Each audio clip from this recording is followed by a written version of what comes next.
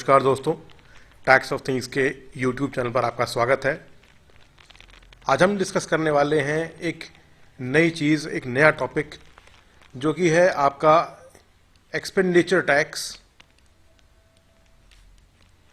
बहुत जल्द भारत सरकार 1 फरवरी 2022 को अपना यूनियन बजट पेश करेगी। इस यूनियन बजट के अंदर एक्सपेक्टेड है कि इनकम टैक्स एक्ट के अंदर एक नया टैक्स जो कि एक एक्सपेंडिचर टैक्स कहलाएगा, उसको वो ऐड कर देंगे। हालांकि एक्सपेंडिचर टैक्स ऑलरेडी एक टैक्स है इंडिया के अंदर और इनकम टैक्स डिपार्टमेंट की वेबसाइट पर उसको आप देख भी सकते हैं, मगर अब ये टैक्स जो पहले लगा हुआ था वो केवल रेस्टोरेंट्स के ऊपर था या होटल अकोमोडेशन के ऊपर था। अब ये जो टैक्स है इसको होलसेल एक और लार्जर रूप में एप्लीकेबल कर सकते हैं। तो हमारे वीडियो में आज हम समझते हैं कि नंबर 1 हमारा ऑब्जेक्टिव कि व्हाट इज एक्सपेंडिचर टैक्स, क्या बेसिस है एक्सपेंडिचर टैक्स का, सरकार क्यों लगा सकती है, वाई, और नंबर 3 कि कैसे काम करेगा, हाउ। तो what is expenditure tax, why is expenditure tax needed and how will the expenditure tax method work. तो आज हम यही बात करते हैं। तो हम बात शुरू करते हैं कि what is expenditure tax. Expenditure tax क्या है? अब तक हमारी इनकम के ऊपर टैक्स लगता था। एक्सपेंडिचर टैक्स में ऐसा नहीं होगा। यहां पर आप जो भी एक्सपेंडिचर करेंगे, आप जो भी खर्चा करेंगे, टैक्स अब यहां पर लगेगा। ऑब्जेक्टिव नंबर 2 पर आते हैं, वाई। ये तो एक बहुत ही बड़ा सवाल है कि एक्सपेंडिचर टैक्स क्यों लगाया जाता है। चलिए इस बात को भी समझते हैं। देखिए, इकोनॉमी को एक स्टिमुलस देने के लिए, इकोनॉमी को और आगे बढ़ाने के लिए हर फाइनेंस मिनिस्टर चाहता है, हर कंट्री चाहती है कि कोई ना कोई हम उसमें रिफॉर्म्स करें। इस बार भी रिफॉर्म का एक out of the box initiative निकाला गया है। तो भारत सरकार ने ऐसा ही एक स्टिमुलस निकाला है एक्सपेंडिचर टैक्स के रूप में, जो कि एक्सपेंडिचर को बढ़ावा नहीं देगा, जो कि सेविंग्स को बढ़ावा देगा और जो कि आगे चल करके इनकम टैक्स को सब्स्टिट्यूट भी कर सकता है। देखिए, पर्सनल इनकम टैक्स जो है वो 130 करोड़ लोगों में हिंदुस्तान में केवल करीब 6.5 करोड़ लोग भरते हैं। अपनी आईटीआर केवल 6.5 करोड़ लोग भरते हैं 130 करोड़ की जनता में। इनकम टैक्स एक्ट वैसे भी जो न्यू एंटरप्रेन्योर्स हैं उनको बहुत प्रमोट नहीं करता, उनको, क्योंकि वो एंजल टैक्स लगाता है, इसलिए उनके लिए भी एक हेडेक है इनकम टैक्स। बेसिकली जब आप नए होते हैं, आपकी इनकम कम होती है, तब भी आपको टैक्स देना पड़े तो वो बर्डनसम लगता है। और इनकम टैक्स एक्ट भी टायरलेसली जो है वो मिलियंस ऑफ रिटर्न्स को प्रोसेस करती है, उन पर क्वेरीज डालती है, क्लैरिफिकेशन डालती है, उसके बाद रिफंड आता है और लंबे चौड़े कॉरेस्पॉन्डेंस के बाद मान लीजिए उनको केस फाइनल करते हैं। अगर लिटिगेशन भी होता है तो वो लंबे समय तक चलता है, जो कि सिटीजन्स और गवर्नमेंट दोनों के ऊपर, एसएससीज के ऊपर और गवर्नमेंट के ऊपर, दोनों के ऊपर ही एक बर्डन डालता है।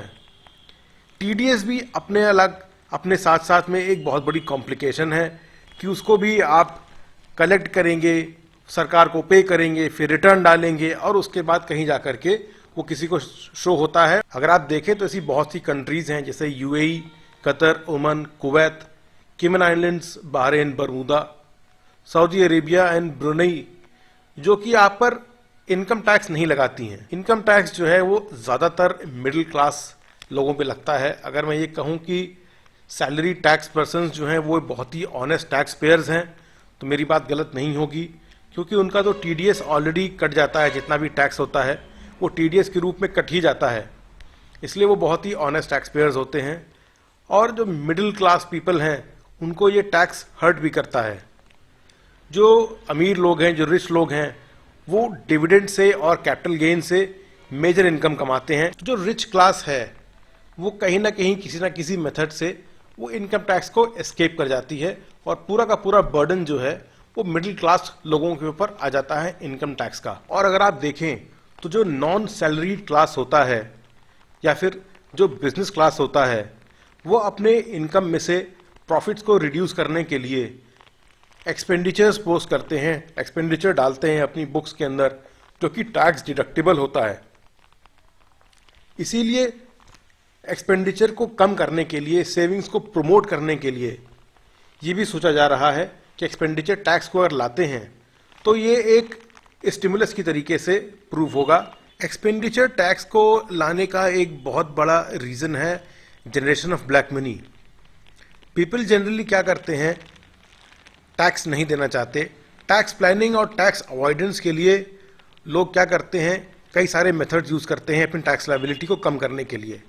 जहाँ की टैक्स लायबिलिटी को कम करना नॉन लेजिटिमेट मेथड से एक ऑफेंस है, इसीलिए parallel black money, black economy भी एक कहीं ना कहीं चलती रहती है। चाहे आप उनको प्रॉपर्टीज़ कहिए, चाहे गोल्ड कहिए, चाहे ऐसी चीज़ें जो कि आप कैश के थ्रू या एक्सपेंडिचर करके आप मैनेज कर लेते हैं। तो जब पर्सनल इनकम टैक्स आपका इनकम एक्सपेंडिचर टैक्स से रिप्लेस हो जाएगा तो ऐसे एक्सपेंडिचर्स करने की कोई ज़रूरत नहीं रह जाएगी। तो जब personal income tax expenditure tax से रिप्लेस हो जाएगा तो आपको ऐसी कोई भी ज़रूरत नहीं होगी कि आप अपनी कोई भी इनकम को ब्लैक मनी में कन्वर्ट करें ताकि आप टैक्स को इवेड कर सकें। और जितने भी फंड्स होंगे उस वक्त वो इकोनॉमी में डायरेक्टली लगेंगे और वो एक बहुत पॉजिटिव इम्पैक्ट देंगे। आप देखते हैं कि लोग सेक्शन 80C के अंदर डिडक्शंस वगैरह क्लेम करते हैं और कई कई इंस्टेंसेस ऐसे भी होते हैं कि जहां पर 80C के डिडक्शंस को फेक क्लेम किया जाता है। तो जब एक्सपेंडिचर टैक्स होगा तो ऐसी भी कोई ज़रूरत नहीं होगी कि आप फेक डिडक्शंस को डालें। अगर हम बात करें तो एक्सपेंडिचर टैक्स बिल्कुल इनकम टैक्स जैसा ही रहेगा, केवल उसमें डिफरेंस यही होगा कि जो टैक्सेशन बेस होगा वो इनकम को ना होकर के एक्सपेंडिचर को होगा। जो एक्सपेंडिचर टैक्स के जो रेट्स हो सकते हैं वो स्लैब रेट भी हो सकते हैं और उसी मेथड पे चलेगा कि जो कम एक्सपेंडिचर करता है उसके ऊपर कम टैक्स है, जो ज़्यादा एक्सपेंडिचर करते हैं उनको ज़्यादा टैक्स लगेगा। जो लास्ट सेक्शन है हमारा कि how will the expenditure tax be levied, तो हम ये बात अब डिस्कस कर लेते हैं। तो चलिए, मैंने आपको बताया कि एक्सपेंडिचर टैक्स क्या होता है, क्यों लगेगा। अगर हम बात करें कि उसकी लेवी कैसे होनी है, तो मान लीजिए आप एक्सपेंडिचर ए करते हैं जिस पर आप 1 लाख रुपीज़ स्पेंड करते हैं। अब गवर्नमेंट ये कहती है कि अगर आप ए कैटेगरी का एक्सपेंडिचर करेंगे तो उस पर हम 10% टैक्स लगाएंगे। अगर आप बी कैटेगरी का एक्सपेंडिचर करते हैं तो उस पर हम 15% टैक्स लगाएंगे।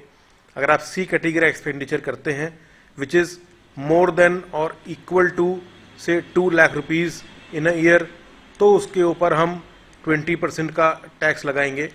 तो ये एग्जाम्पल है जो मैं आपको बता रहा हूँ। तो मान लीजिए एसएससी हैं मिस्टर जेड, उन्होंने ए जो है एक्सपेंडिचर किया हुआ है से 50,000 रुपीज़ का। इस पर जो टैक्स रेट था ए के ऊपर वो है 10% का। एक्सपेंडिचर बी इन्होंने किया है, ये इन्होंने किया है 75,000 रुपीज़ का। इस पर टैक्स रेट है 15% का। और एक्सपेंडिचर सी है, मान लीजिए इन्होंने किया हुआ है 1 लाख रुपीज़ का। इस पर टैक्स रेट है 20% सब्जेक्ट टू कैपिंग लिमिट। तो अगर आप यहाँ पर देखेंगे ये आपका आएगा 5,000 रुपीज़ का टैक्स, ये आपका आता है 11,250 रुपये। अगर हम इसकी बात करें तो यहाँ पर कोई टैक्स नहीं आएगा। क्यों? क्योंकि ये आपका कैपिंग लिमिट से नीचे हो गया। 2 लाख रुपीज़ की कैपिंग लिमिट हमने लगाई थी यहाँ पर 20% वाली, लेकिन जब क्योंकि ये 1 लाख रुपीज़ है तो इस तरीके से आपका ये कैलकुलेट हो जाएगा। अगर इसका हम टोटल करें तो 16,250 रुपये ये आपका एक्सपेंडिचर टैक्स का कैलकुलेशन मेथड है। मे बी गवर्नमेंट इसके अलावा और भी कोई मेथड बता दे या फिर कोई नई स्कीम, कोई नई तरीका कैलकुलेट करने का आ सकता है। तो फ्रेंड्स, ये था मेरा छोटा सा डिस्कशन एक्सपेंडिचर टैक्स के ऊपर, जो कि अब एक्सपेक्टेड है कि ऐसी चीज़ें भी आ सकती हैं टैक्सेशन मैकेनिज्म के अंदर, ताकि जो सैलरी क्लास है या जो मिडिल टैक्स पेयर है, मिडिल इनकम वाला जो है, जो मिडिल क्लास वाला है, उसको एक रिलीफ मिल सके। आप मुझे बताइएगा कि आपको मेरा वीडियो कैसा लगा। आपको वीडियो पसंद आता हो, हमारा कंटेंट अच्छा लगता हो तो लाइक, शेयर और सब्सक्राइब भी कर लेना है। साथ ही साथ बेल आइकन को भी दबाएंगे तो हमें बहुत मोटिवेशन मिलता है। मेरे वीडियो को अंत तक देखने के लिए बहुत बहुत धन्यवाद। मिलते हैं अपने अगले इन्फॉर्मेटिव वीडियो में। तब तक के लिए नमस्कार।